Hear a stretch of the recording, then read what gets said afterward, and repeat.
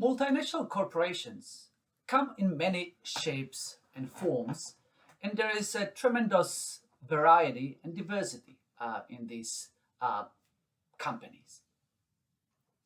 One way to look at this diversity is to look at the sector that they are coming from. There are multinationals in manufacturing sector, companies that establish operations abroad to produce particular physical products such as phones or laptops.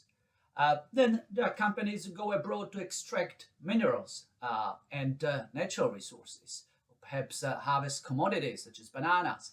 And then there are companies in the service industry, for example, banks or hospitality sector, Starbucks, for example.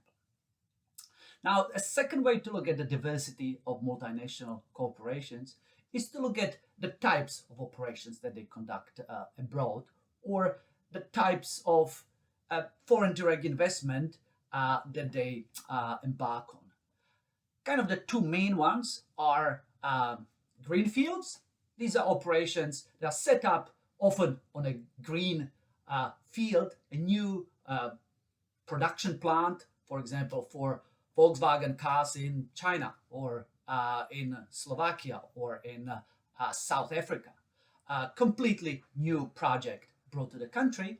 The other way to expand across borders to foreign direct investment is through acquiring a company in a foreign market, pretty much buying a foreign firm, such as Chinese Geely buying a Volvo in Sweden, or Tata Group from India buying the Jaguar Group from the UK. And there's other also modes of operation, for example, joint ventures, where you establish a jointly owned company that works as a partnership between the two.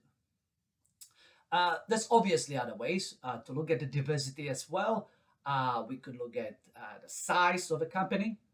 While typically multinational companies are large, there are some that are quite small, in particular in the digital business. You can start quite small and go international very fast through digital means. Then we could look at ownership. So while typically multinationals are private firms, there are some state-owned multinationals, such as from China, companies linked or fully owned by the government. We could also look at the last factor, which is motivations for multinational companies to conduct foreign direct investment abroad. Typically, initially, long time ago, companies started to go abroad to extract resources, and that was called the resource-seeking motive for foreign direct investment. Companies going to I don't know, Latin America or some countries in Africa to extract gold, or to find oil in Venezuela and establish a foreign subsidiary there. Then a very common motive was the so-called market seeking, going to a foreign country, establish a factory there to sell in that country or in countries nearby. Say American companies coming to Europe to sell a lot of their goods in Europe through their subsidiaries and production factories for cars or chocolates or whatever cereals that they established in Europe. Then another motivation was efficiency seeking, in particular linked to expansion in developing and emerging economies, where there were lower costs of production and you can produce there at a lower cost. So a lot of companies established factories in Vietnam or China, but exported from there somewhere else, say to New Zealand.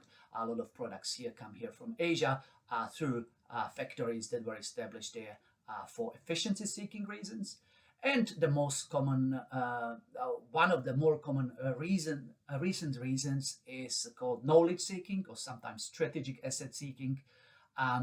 That's when companies expand abroad, establish subsidiaries to actually look for talent, for smart people, establish, say, R&D subsidiary in the pharmaceutical industry or food science industry in Singapore to benefit from, top talent there. So yes, multinationals come in many shapes and forms.